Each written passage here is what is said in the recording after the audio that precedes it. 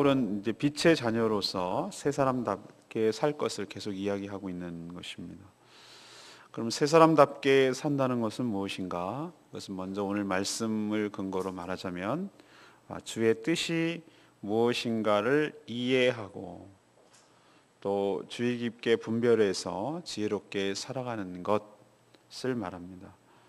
또 하나 더, 술에 취해서 살지 않고 성령 충만을 입어 살아가는 것입니다. 그래서 시와 찬송과 신령한 노래로 서로 불러 찬양하고 또 모든 일에 하나님께 감사하고 그리스도를 경외하기 때문에 서로 복종하며 사는 것, 이것이 바로 새 사람답게 산다는 것을 말합니다. 먼저 오늘 첫 번째로 15절에서 17절까지 말씀을 근거로 성도는 지혜 있는 자로 살아야 할 것을 촉구합니다.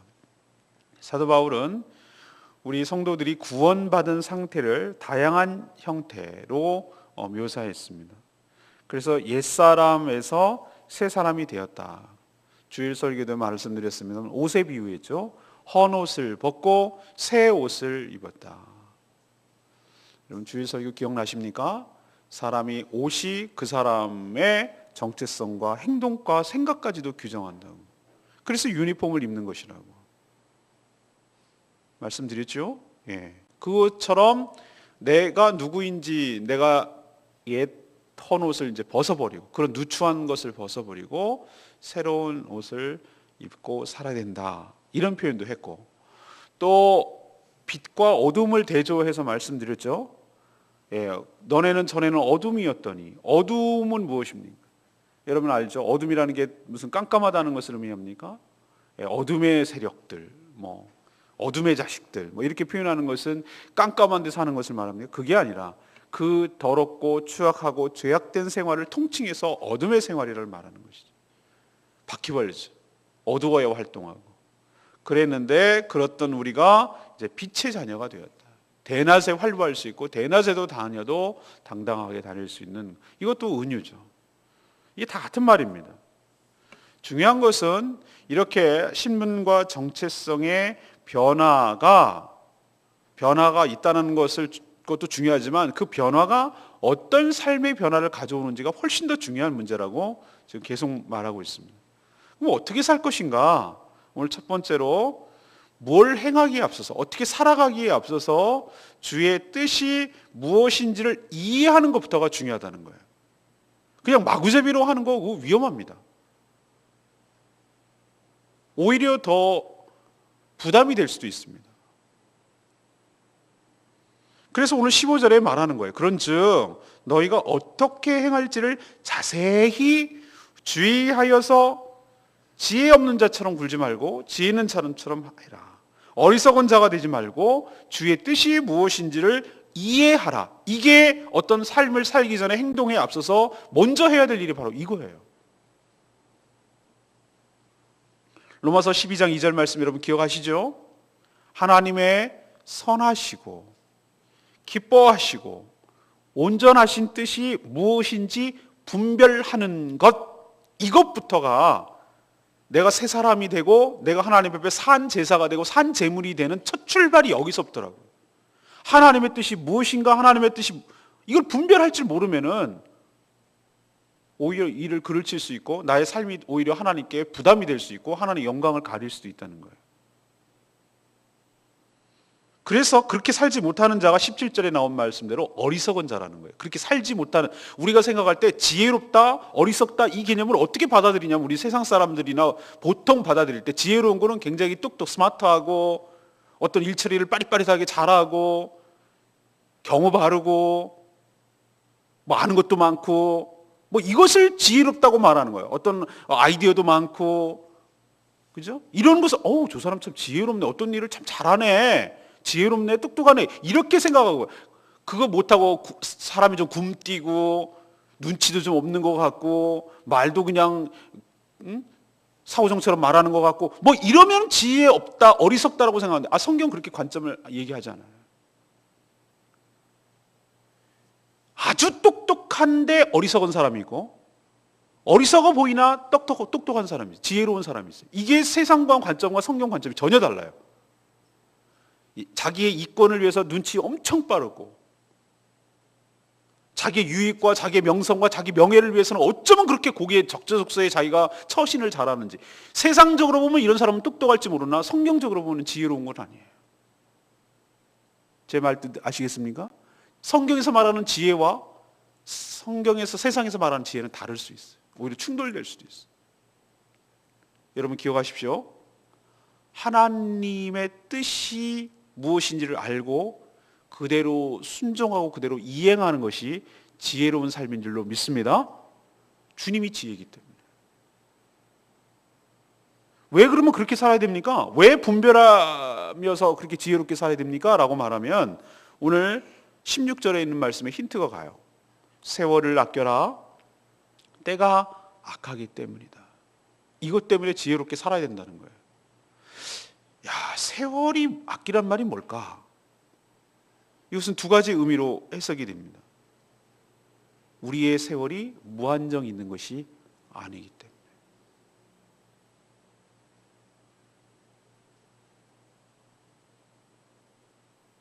또 하나, 때가 악하다는 말은 무엇입니까? 그러면 말세가 되어 갈수록 더 사랑이 식어지고 사단이 조장하는 수많은 종말 현상들이 갈수록 많이 나타날 것이기 때문에.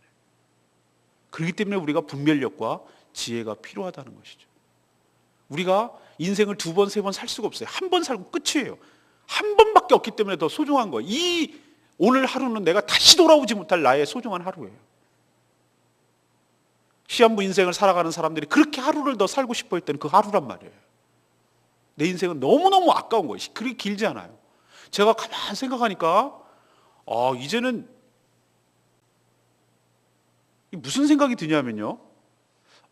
이게 인생이 정말로 짧은데? 이런 생각을 내가 많이 문득문득 하는 거예요. 그렇게 길지가 않은데 정말? 하다가 가겠는데? 이런 생각을 제가 여러 번 요즘 해요. 전에는요, 노후 대책이 어쩌고 그러면은 딴 나라 얘기인 줄 알고 남 얘기인 줄 알았어. 그냥 사는 거지. 무슨 노후는 그게 아직 젊다는 얘기죠. 근데 요즘 스물스물 올라오는 얘기가 나 이제 은퇴하고 그럼 어떻게 살지? 이런 생각이 이제 서서히 드는 거예요. 그렇구나. 이런 식으로 가다가는 10년 잠깐인데? 이렇게 가다가는 이제 은퇴해야 되겠는데? 그럼 뭐 하지? 이런 생각도 하게 되고. 그럼 어떻게 살지? 이건 믿음 없는 소리가 아니라 이제는 내 생이 그렇게 인생이 긴 게 아니구나. 이런 생각을 하는 것이죠. 그러니 헛되게 사는 게 너무 억울한 거예요. 되돌아놓고 보면은. 그때 지혜롭게 잘 선택하고 잘 판단하고 바르게 했더라면 후회 없는 삶을 살아야 될 건 아니에요. 그러기 위해서는 뭐가 합니까? 분별력이 필요하고 하나님이 주시는 지혜가 필요한 것이죠. 그렇게 말하는 거예요. 세월을 아끼라. 너네들이 그렇게 긴 인생이 아니야. 라고 우리에게 요구하는. 그러니 더더욱 지혜롭고 바르게 사는 게 필요해. 라고 오늘 말씀하시는 것 같고. 지금 때가 너무나 악해. 그냥 넋놓고 있다가 순진하게 살다가 어이없이 당하고 사단의 괴계에 넘어가고 사단의 유혹에 넘어가. 너희들은 정신 차려야 돼. 라고 말하는 두 가지 의미 때문에 너희들이 분별력을 가지고 지혜롭게 살려고 하는 것이죠. 사랑하는 여러분, 우리도 이 말씀이 직접 적용되는 말씀이라고 생각돼요. 우리의 유한한 인생 그리고 악한 이 시대를 살아가기 위해서는 하나님의 뜻을 제대로 이해하고 분별하고 그렇게 살아가는 것이 먼저 선행되어야 되고 반드시 우리 삶에 필요할 줄로 믿습니다. 이게 지혜라고요. 그래서 성경은 지혜롭게 살라고 말하는 거예요. 두 번째 18절 말씀. 성도는 성령 충만하여 살아야 합니다. 성령 충만하여. 주의 뜻이 무엇인지 이해하고 분별하는 지혜가 우리 안에서 나오는 줄 아십니까? 우린 근본적으로 말이죠. 선함이 없고 지혜가 없는 존재들이에요.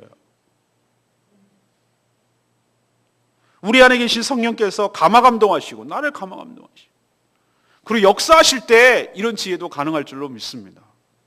믿고 거듭날 때 우리 안에 내주하시는 성령님께서는 우리의 구원의 보증인 동시에 우리의 삶을 돕고 우리의 삶을 인도하고 우리의 삶을 가르쳐주는 스승이기도 합니다. 예수님께서 뭐라고 그랬어요? 내가 갈 때 떠나지라도 너희들 고아처럼 내버려 두지 않고 내가 너희를 돕는 보혜사 성령님을 너희에게 보내리라. 그리고 너희들 무슨 말을 할지 걱정하지 마라. 네 아래 계신 성령께서 무슨 말을 해야 될지 가르쳐 주리라. 너희들이 나중에 어떻게 해야 될지 걱정하지 마라. 성령 하나님께서 너희에게 말씀을 깨닫게 하고 말씀이 생각나도록 할 것이다. 그렇게 성령 하나님을 통하여 우리의 구원을 보증하고 내가 너희와 함께하고 있다는 것을 그런 식으로 표현했잖아요. 그렇기 때문에 앞에 있는 말과 연관시킨다. 우리가 분별력이 있고 지혜롭게 살기 위해서는 뭐와 연결되어야 되냐면 성령 충만함과 연결되어야 될 줄로 압니다. 우리는 하나예요. 우리 심령은 하나라서 우리가 무엇으로 채우느냐에 따라서 그것을 지배를 받게 되어 있어요. 우리의 가득 찬 그것이 우리 삶을 지배하는 것이에요. 그게 우리 삶을 이끄는 것이죠. 예수님 표현에 의하면 예수님 참 그런 표현을 하는 것이 우리로 좀 이해가 안 가는데 이제 이해가 좀 돼요. 사람은 하나님과 재물을 겸하여 섬길 수 없느니라. 아니 하나님하고 어떻게 재물을 그 동급에다 놓고 지금 그거를 비교하나? 우리는 이렇게 생각할지 모르지만 여기서의 재물, 돈은 세상의 모든 욕망을 통칭하는 은유예요. 대표성을 띠는 것이. 그러니까 세상과 하나님을 동시에 섬길 수 없다. 뭔가 하나를 선택해야 된다는 거예요. 마찬가지로 오늘 여기 논리로 하자면은 우리가 성령 하나님으로 가득 차지 않으면 술로 가득 차게 된다는 거예요. 아, 우리 술 안 먹는데요? 그런 뜻 아니라고 제가 말씀드립니다. 술은 여기서 말하는 세상의 여러 가지 욕망들을 의미하는 것이에요. 여러분 제로섬 게임 아십니까? 내가 무언가를 채우지 않으면 뭔가가 다른 것이 채워지는 것이에요. 모래시계 아시죠? 무엇인가를 채워지지 않으면 무언가가 다른 것이 채워져 있는 것이에요. 우리에는 그냥 중간, 진공 상태, 빈 상태가 없어요. 우리는 뭔가가 채워서 그 채운 것에 의해서 우리는 움직여 나간다고. 이게 인간이에요.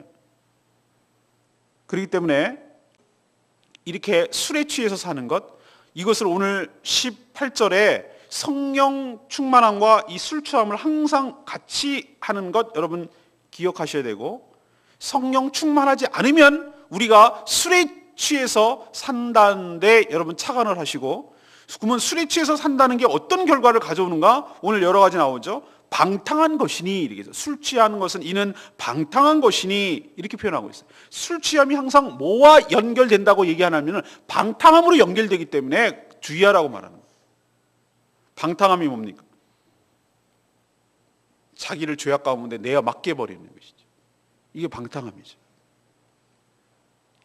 오늘 술 얘기를 했습니다만 사람이 술에만 취합니까? 아니요. 취하게 하는 것은 우리는 피에 취했다고 그러잖아요. 살인마, 저 살인마 막 그러면서 피에 굶주렸다고. 피에 취했다고. 뭔가 안 좋은 것을 취했다라고 말하잖아요. 뭔가 그 사람을 지배한다라는 의미로 말하는 취했다고 말하는 거예요. 술 취했다, 피에 취했다, 뭐 돈에 권력에 취했다, 뭐에 취했다. 이렇게 뭔가 취했다고 말하잖아요. 아주 적절한 표현 같아요. 그 사람은 그 사람인 것 같은데 그 속이 완전히 다른 사람. 이런 걸 할 때 뭔가 지배를 받는다, 취했다라고 말하는 표현이 우리 표현은 아주 적절한 것 같아요. 우린 돈에, 또 성에, 권력에, 명예에, 소유에 이런 것에 취해서 살아가면 성령으로 충만할 수가 없는 것이. 이길 방법은 딱 하나밖에 없습니다. 우리가 성령으로 가득 채울 때, 성령으로 충만할 때 그것으로 가득 차 있으니까 술로 통칭되는 수많은 세상의 요소들이 우리 안으로 들어올 틈이 없어질 줄로 믿습니다. 우리가 축구를 할 때 제가 여러 번 표현했잖아요. 우리 편이 공을 갖고 있으면 적어도 우리가 활기차게 공격하지 않더라도 적어도 우리 편이 공을 갖고 돌리고 있으면 공은 하나이기 때문에 상대편이 공격할 수가 없습니다. 정말 이해하시겠어요? 우리가 성령으로 충만해 있으면은, 그걸로 가득 차 있으면은 우리 안에 취하게 만드는 세상의 여러 가지 요소가 들어올 틈이 없다는 뜻이에요. 우리가 주도권을 갖고 있기 때문에. 사랑하는 여러분, 성령 충만을 늘 사모하셔야 되고 성령 충만한 상태로 살아가게 되기를 바랍니다. 좀 이따도 얘기하겠지만 술꾼들의 특징 아시죠? 자기는 절대 알코올 중독자가 아니래요. 난 필름이 끊겨진 적이 없대. 근데 정기적으로 술을 찾아요. 그리고 나는 정말로 술꾼들이 이해할 수 없는 이들이 그렇게 속이 부딪히대. 술 먹고 나면 그 다음날 그러고 나서 그러면은 속이 부딪히면은 술을 안 먹어야 되는데 그 아침에 일어나가지고 해장술을 먹어요. 정말로 저는 왜 저 사람 이해가 안 간다. 저렇게 술에 부딪히기 힘들다 그러는데 왜 술을 먹지? 라고 했는데 이해됐어요. 제가 꾼들의 이야기를 듣고 이해를 됐어요. 너무 부딪히니까 그거를 잊게 하기 위해서, 취하게 하기 위해서 또 술을 먹는 거예요. 그 사람의 특징이 뭡니까? 늘 술에 충만해 있어. 늘 술에 쪄들어 있고 충만해 있어요. 술에 안 취해진 적이 없어요. 이게 바로 술로 충만한 겁니다. 우리도 그런 거예요. 우리가 성령 충만이 한 번 있는 거죠. 성령께서는 계시는데 성령께서 나를 왕성하게 하고 우리를 완전히 지배하고 우리를 활발하게 하고 우리를 완전히 사로잡고 나는 난데 딴 사람처럼 보이게 하는 것은 성령 충만한 상태인데, 우리가 그렇게 충만하게 있을 때 비로소 성령의 여러 가지 은사와 열매와 성령의 성품들과 이런 것들이 나타나고 악한 세상에 대해서 대항할 힘이 생기고 그것을 지배하고 압도하고 바로 성령께서 나를 삶을 사로잡고 지배하고 이끌어가는 그런 인생이 될 줄로 믿습니다. 여러분 성령 충만하기를 사모하시기를 바랍니다. 세 번째는 19절에서 21절 말씀, 성도는 그리스도를 경외함으로 살아야 한다는 것이죠. 19절에서 21절 말씀 보면은 시와 찬송과 신령한 노래로 서로 화답하고 너희 마음으로 주께 노래하고 찬송하고 범사에 주 예수 그리스도 이름으로 하나님께 감사하고 그리스도를 경외함으로 피차 복종하고, 이 세 가지 얘기했어요. 찬양하고 감사하고 복종하고. 동사를 보면 그렇게 나와요. 그러면 이 말씀들이 성령 충만하기 위해서 추구해야 할 것들이기도 해요. 우리가 성령 충만하기 위해서 그럼 어떻게 되는데요, 목사님? 이거. 시와 찬미, 하나님께 예배하고 하나님을 찬양하는 것. 입술에서 찬양을 의지적으로라도 해야 돼요. 제가 그렇잖아요. 기도가 안 될 때는 찬양부터 하라고. 찬양을 계속하고 그러면 내 심령이 다시 회복되고 새로워지는 역사가 일어나요. 그것도 못하겠으면 찬양 CD라도 들어야 된다고. 우리가 그렇지 않으면 우리가 성령 충만이 안 될 수도 있어요. 그러니까 이거는 과정이기도 하고 그 결과이기도 하고 이 양쪽 측면을 다 이야기하는 것이죠. 그리고 하나님께 늘 입술로 의지적으로 감사하고 하나님 옆에 감사할 것을 찾아가고, 이렇게 할 때 성령 충만, 이건 가는 비결이기도 해요. 그리고 의지적으로 나의 의지를 꺾고 복종하는, 상대방에게 정말 순종하고 복종하는 훈련을 할 때 성령 충만하는 게 되는 거기도 하고, 또 거꾸로 얘기하면 우리가 성령 충만할 때 이런 현상이 나타나고, 이것이 선순환을 일으켜서 그렇게 했더니 더욱 성령 충만하고 성령 충만하니 이런 현상들이 나타나고, 이것이 성령 충만의 영역 가운데 일어나는 일들이라고 할 수 있어요. 19절에서 21절 말씀. 성령 충만할 때 가장 뚜렷하게 나타나는 점은 저는 21절이라고 생각해요. 그리스도를 경외한다는 겁니다. 주인이 자신에게서 예수 그리스도께로 바뀌었기 때문에 나타나는 현상들이 성령 충만이기 때문이에요. 사람은 자신이 주인으로 여기는 것에 경외하며 복종하게 되어 있습니다.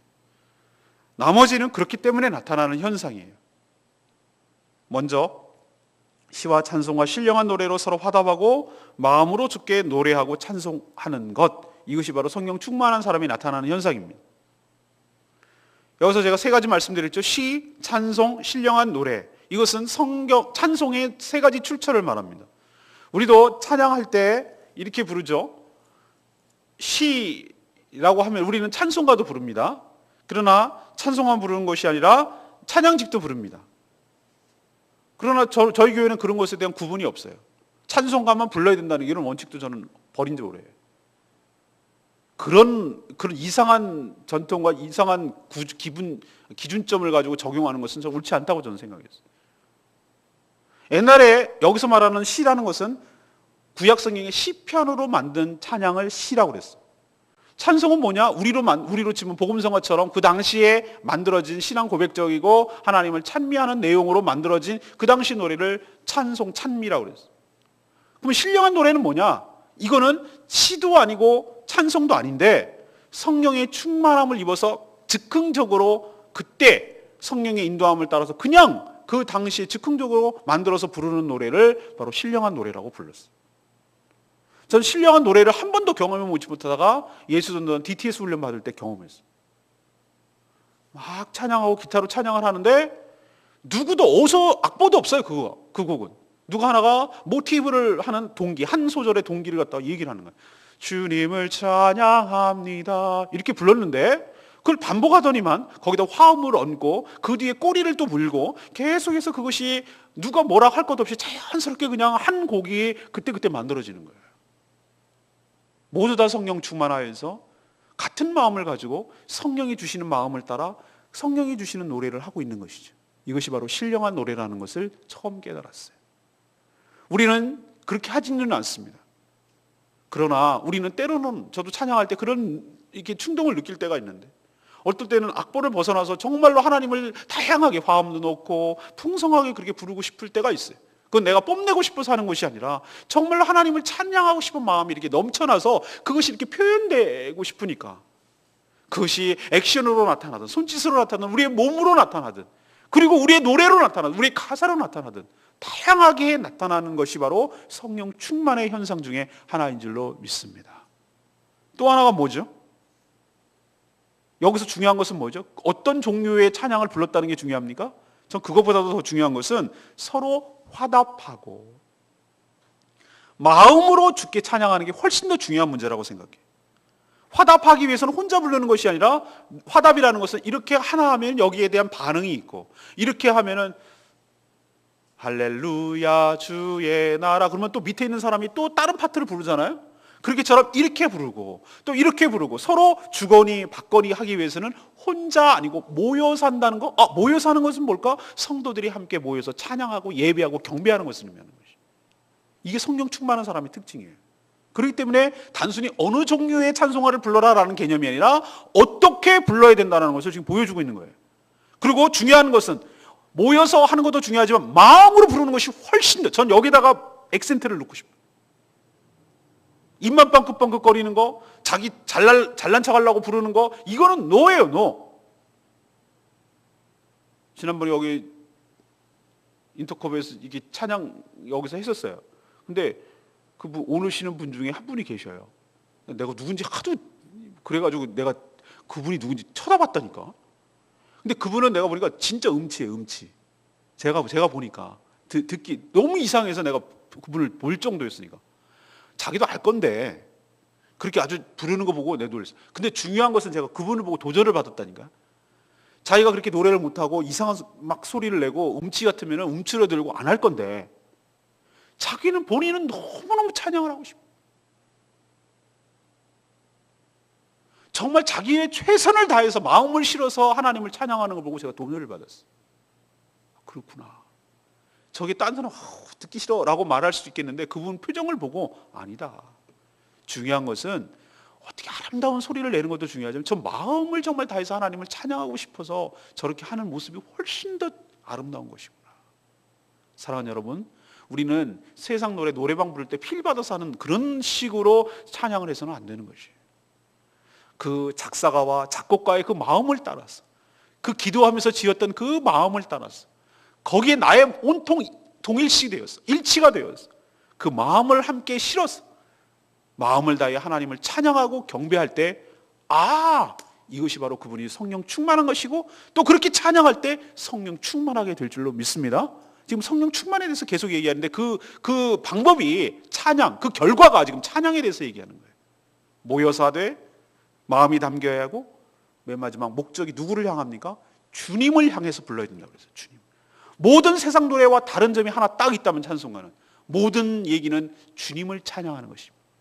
주님을 높이고 또 주님을 어떻게 내가 예수를 믿게 됐는지 또 주님을 함께 잘 섬기고 찬양하자고 서로 촉구하고 내가 어떻게 해서 예수 그리스도를 믿게 되고 찬양하게 됐는지 그 신앙 고백을 하고 전부 다 핵심이 주님께가 있어요. 주 예수 그리스도께 초점이 가 있어요. 이것이 다른 노래와 세상 노래와 다른 점이에요. 모여서 화답하고 마음으로 노래 부르고 주님을 향해서 찬양하는 것, 이것이 바로 성령 충만한 사람의 특징인 줄로 믿습니다. 또 하나 그 뒤에 나오죠. 모든 일에 범사에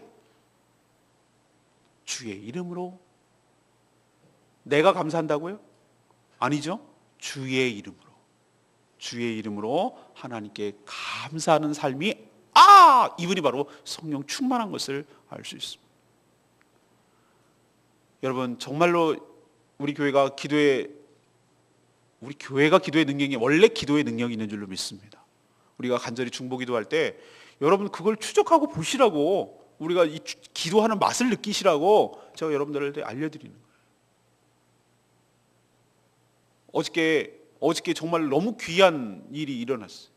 너무 많이 우리 박장수 집사님 얘기도, 우리 신수영 자매 아버님 얘기도 너무 놀랍고 어메이징하고, 또 같은 최장암에 있는, 여러분 지난번에 한번 여수 일회 맛집에서 식사도 하고 그랬는데 우리 양진욱 자매, 우리 중보기도실에 올려 있어요. 양진욱 자매님의 어머니 되시는 66세 되시고 박순근 집사님이 어저께 저한테 전화가 왔어요. 제가 운전하고 서귀포 내려가는데, 목사님 너무너무 감사하다는 거예요. 저 같은 자, 아무런 교회랑 관련도 없는데 저 같은 자를 위해서 기도해 주셔서 췌장암이 3.5cm였는데 항암 치료받고 지금 7차까지 받았는데 1cm가 줄어서 2.5cm까지 줄었대. 이런 식으로 가면은 의사가 가능성이 있다고 얘기를 해서 얼마나 감사한지 모르겠대. 그래서 너무너무 감사하고 고맙다고, 저희 교회를 향해서 정말로 감사헌금을 해야 되겠다고 보냈다고 연락 온 거예요. 감사헌금을 해서 그래서 귀한 것이 아니라, 하나님 앞에 우리의 기도가 응답된 것으로 인해서 감사한 것이죠. 그래서 제가 문자를 이렇게 보냈어요. 나중에 제가 귤 한 상 올려 보내겠습니다라고 얘기하면서 문자를 그렇게 했어요. 집사님, 서로 감사한 일이네요. 집사님은 기도해 주신 것이 너무나 감사하고 또 하나님 응답해 주신 것이 감사하고, 저희들은 당연한 일을 한 것이지만 중보기도를 하는 것도 감사하고, 그것이 저희들도 응답돼서 하나님께 영광 돌리고 저희들도 그 하나님의 살아계신과 능력을 경험할 수 있어서 감사하고, 우리는 서로 피차 감사할 일밖에 없네요. 제가 그렇게 말을 했어요. 사랑하는 여러분, 이게 바로 성령 충만의 특징 중에 하나입니다. 주의 이름으로 하나님 앞에 감사할 일들이 일어나는 거예요. 내가 했다는 것이 아니라 주님께서 하셨음을 알고 주님께 감사하고 주님께 영광 돌리고, 모든 일에 범사라고 그랬잖아요. 그게 바로 성령 충만한 사람의 특징 중에 하나인 줄로 믿습니다. 그리고 마지막은 뭐예요? 서로 경외하기 때문에, 그리스도를 이제 내일부터 계속 경외하는 법에 대해서, 또 피차 복종하는 것에 대해서, 이제 관계에 대해서 얘기할 거고, 주일 설교도 아마 이쪽으로 얘기할 거예요. 그런데 피차 복종하라 라고 말하는 것은 무엇이죠? 누가 누구에게만 복종하는 것이 아니라 서로가 서로에게 의지하면서도, 서로가 서로에게 저 사람 저래서 안 돼, 저 사람 이래서 싫어, 이런 것이 아니라 서로가 서로에게 의지하면서, 서로가 서로에게 종이 되어서 섬기면서, 서로가 서로에게 서로 순종하고 복종해 주는, 이런 것이 바로 성령 충만한 사람의 특징 중에 하나일 줄로 믿습니다. 이게 바로 성령 충만이에요. 저는 18절 말씀이 여전히 성령 충만함, 술 취함 이거랑 했는데, 이건 제가 성경 공부할 때 여러 번 말씀드려서 해요. 성령 충만과 술 취함이 항상 같이 이렇게 짝으로 간다는 거 여러분 잘 보세요. 제가 뭐라고 그랬죠? 유사하기 때문에 그랬다고 그랬잖아요. 뭔가에 취한다는 점에서 유사하고, 사람을 완전히 딴 사람으로 바꿔버린다는 점에서 유사해요. 성령도 그렇고 술도 그렇고. 술 안 먹을 때 멀쩡한 사람이 술만 들어가면 완전 주사 부린잖아요. 딴 사람, 성령 충만하지 않을 때는 멀쩡한, 성령 충만하니까 완전히 저런 사람이 아닌데 이렇게, 이게 성령 충만에 나타나. 어디까지가 술이고 어디까지가 사람이고 어디까지가 저 사람이고 어디까지가 성령이지 구분이 안 가. 취해 있으니까. 그렇습니다. 우리가 뭔가에 취해서 살아요. 성령 아니면 세상에 취해서 사는 거예요. 술은 사람을 방탕하게 하는 거라고 그랬습니다. 성령은 사람을 거룩하고 경건하게 만든다고 했어요. 이것이 차이점이에요. 그렇기 때문에 우리 성도는 우리 힘으로 살아가는 것이 아니라 바로 성령 충만함을 입어 성령의 힘입어서 살아가는 존재인 줄로 기억하시고, 성령 충만을 사모하는 저와 여러분 되기를 소망합니다. 오늘 세 가지 말씀드렸습니다. 새 사람답게 살아가는 첫 번째는 지혜롭게 살아가는 것. 하나님 뜻이 무엇인지를 온전히 분별하고 그 뜻을 따라 순종하며 사는, 이게 지혜라고 말씀드렸어요. 두 번째는 뭐죠? 성령 충만함. 세 번째는 뭡니까? 그리스도를 경외함으로 살아가는 것. 이것도 역시 성령 충만의 결과이기도 합니다. 여러분도 이렇게 살아가게 되기를 간절히 바랍니다. 오늘 말씀 붙들고 기도하기 전에 우리 찬양지 150장 부르고 기도하겠습니다.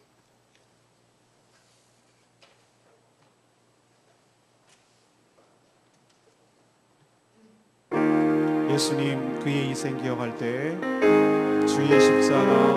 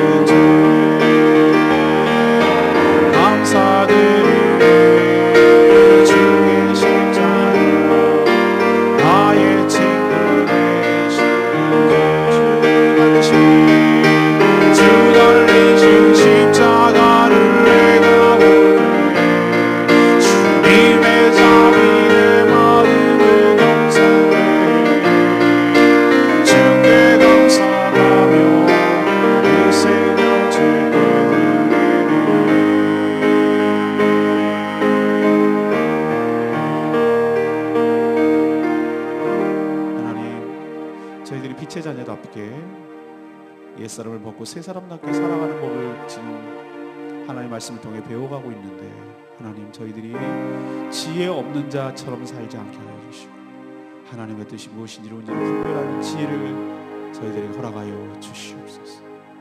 저희들에게 성령 충만함을 주시옵소서. 우리에게 무언가가 우리 삶을 지배하게 되는데, 그것이 우리 삶을 이끌어가게 되는데, 술로 통칭되는 세상이 우리를 지배하지 않게 하여 주시고 성령 충만함을 입게 하여 주시옵소서. 내가 아니게 하여 주시고 내 안에 예수가 살게 하여 주시옵소서. 그 예수가 성령님을 기억하고 성령님의 이끌림을 받게 하여 주시옵시고, 그래서 하나님을 모여 찬양하고 경배하며 모든 일에 감사하며 서로 피차 복종하는 성령 충만한 삶을 살아가도록 저희 삶을 수정하여 주시옵소서. 다 같이 이 내용 가지고 하나님 앞에 주여 외치며 하나님 앞에 나아가며 기도합니다. 주여 하나님,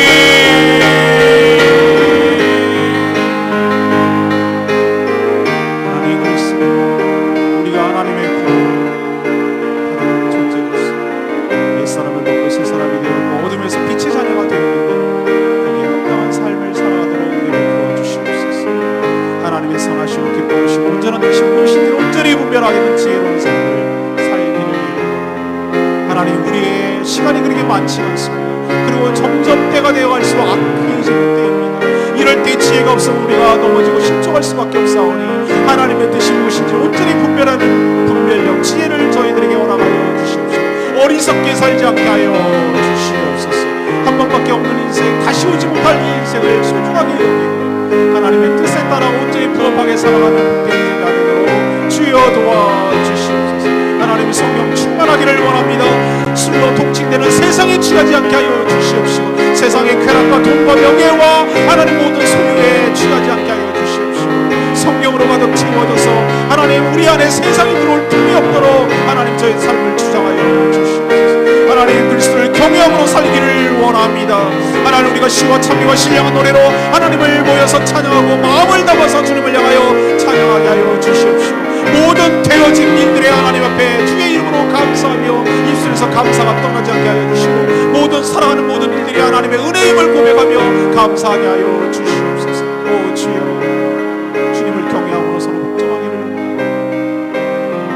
하나님 성령님께서 우리를 거룩하고 경건하게 할 줄 믿사옵니다. 우리 의이 아닌 주님의 능력으로 주님의 은혜로 살아가는 복된 인생이 되도록 주여 십자가에 주시옵소서.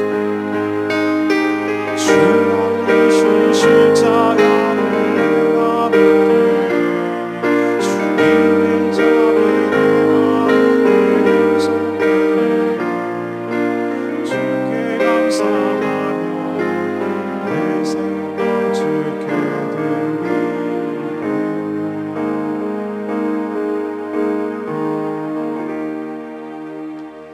하나님 저희들에게 또 지혜를 주시옵소서. 정말 어리석게 살지 않게 하여 주시고 하나님의 뜻이 무엇인지 이해하고 분별하게 하여 주시옵소서. 세상이 점점 악해져 가고 있고 깜빡 방심했다가는 우리도 휩쓸릴 수밖에 없는 연약한 존재이기 때문에 그렇고 또 우리의 인생도 우리의 시간도 그렇게 많은 것이 아님을 인식하기 때문에 하루를 살더라도 흐트러지지 않게 허송세월하지 아니하고 지혜롭게 살게 하여 주시옵소서. 저희들이 세상에 취하여 살지 않기를 원합니다. 술로 통칭되는 세상의 여러 가지 쾌락과 욕망들이 결국은 우리를 방탕하게 하고 우리를 타락하게 함을 기억하게 하여 주시고 그 대신에 성령의 지배를 받게 하여 주시옵소서. 성령 충만함을 허락하여 주시옵소서. 우리에게 소원이 있다면, 우리에게 기도 제목이 있다면 우리가 늘 성령 충만함으로 사는 것이오니 주님 저희 안에 모든 것을 내려놓고 주님으로 가득 차게 하여 주시옵시오. 내가 사는 것이 아니라 내 안에 예수 그리스도의 영이 온전히 나를 사로잡아 나의 삶을 지배하며 이끌어가게 하여 주시옵소서. 그래서 주님을 마음으로 찬양하게 하여 주시고 예배하게 하시고 모이게 하시고 모든 일에 주 예수 그리스도의 이름으로 감사하게 하시고 하나님을 경외하기 때문에 서로 복종하며 서로 용납하며 서로 용서하며 서로 수용할 수 있도록 은혜 베풀어 주시옵소서. 하나님 빛의 자녀답게 새 사람답게 하나님을 기쁘시게 하는 존재로 살아가는 인생 되도록 축복하여 주시옵소서. 오늘도 주님의 은혜 가운데 사는 복된 하루 되기를 원하옵고 연약한 자들 주님의 은혜로 회복되게 하여 주시옵시고 간구할 때 하나님 그 기도 응답하여 주시고 항상 우리의 기도보다 더 넘치도록 주시는 하나님을 기대하는 마음으로 간구하게 하여 주시옵소서. 금식하는 분들 주님께서 새 힘을 불어넣어 주셔서 끝까지 잘 감당할 수 있도록 은혜 베풀어 주시옵시고 자신과 하나님만이 아는 신비한 비밀과 체험과 경험이 있게 하여 주시옵소서. 오늘 하루도 주님의 은혜 가운데 살기를 원하옵고 예수 그리스도의 이름으로 기도합니다.